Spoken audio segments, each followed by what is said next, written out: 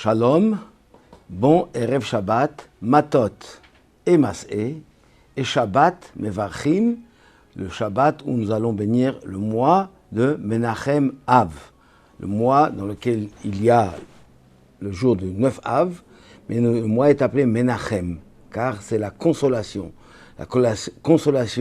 du Père aux enfants et des enfants au Père, Menachem Av.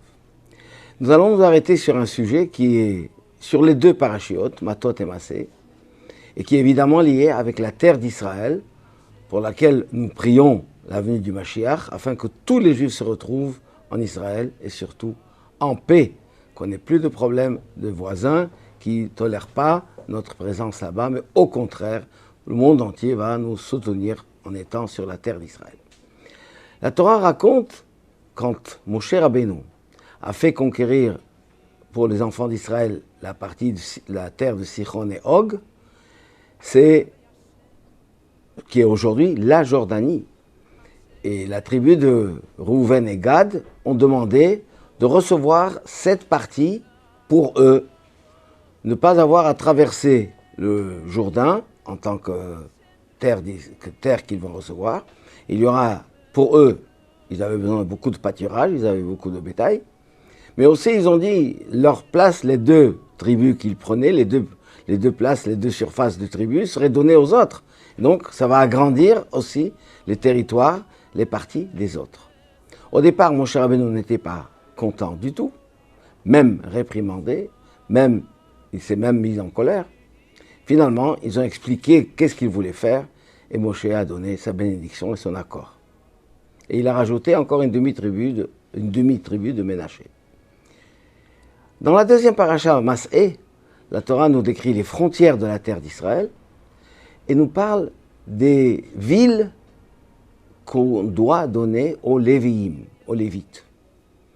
Chaque tribu devait donner une partie de ses villes, une partie de sa terre, des villes qui sont consacrées aux Lévites. Car la terre d'Israël, pour le moment, n'était pas encore distribuée à la tribu de Lévi, ils n'avaient pas de territoire, il fallait bien qu'ils habitent quelque part. Eh bien, toutes les tribus devaient leur offrir, la Torah le détaille, les surfaces, etc., offrir à tous les Lévi'im des villes, qui étaient au nombre de 42.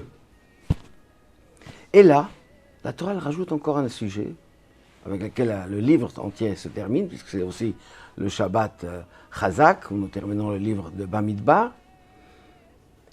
Il est dit que celui qui a commis un homicide involontaire, il y a des règles dans la Torah, qu'est-ce qui est considéré involontaire, devait aller courir et se réfugier, se protéger dans les villes de refuge qui étaient au nombre de 6. Et celles-là aussi étaient données aux Lévi'im. Les villes de refuge étaient données aux Lévi'im. Donc au total, 42 plus 6 villes de refuge, ils avaient 48 villes. Mais ce qui est intéressant, dit la Torah, c'est que les Lévites ont eu 3 villes dans la partie de Ever HaYarden, de la terre où il y avait Réhouven et Gad. Sur les 6 villes, 3 étaient de l'autre côté du Jourdain, de l'est du Jourdain, ce qu'est aujourd'hui la Jordanie. Et les Lévites donc devaient s'installer là-bas. C'est-à-dire que les Lévites ont eu des parts, bien sûr, en terre d'Israël, les 42 villes, plus les 3, 45, mais ils avaient 3 villes qu'ils devaient habiter et qui devaient s'installer sur l'autre côté du Jourdain. Et là, on pose la question, pourquoi? Déjà, Moshe Rabbeinu, au départ, il n'était pas content pour Gad et Réhouven, et là, il donne encore des villes aux Lévites, où ils n'ont rien demandé d'être de ce côté-là. Mais en réalité, disent nos sages, que les Lévi'im étaient ceux qui aimaient la terre d'Israël tellement, ils n'ont pas commis la faute du veau d'or, ils n'ont pas commis la faute des Meraglim, normalement, ils ne devaient pas être exclus, ils ont rentré, ils ont tout fait pour avoir la terre d'Israël.